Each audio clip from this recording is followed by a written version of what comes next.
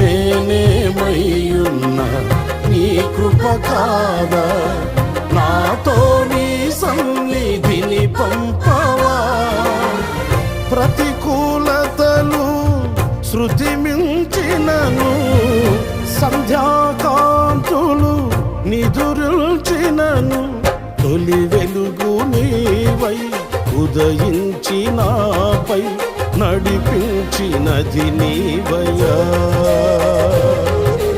నీ కృపకు నన్ను పాత్రునిగా చేసి బలపరచిన యేసయ్యా. జీవ ప్రదాతవు నన్ను రూపించిన శిల్పివి నీవే ప్రభు. జీవన యాత్రలో అండగా నిలిచే తండ్రివి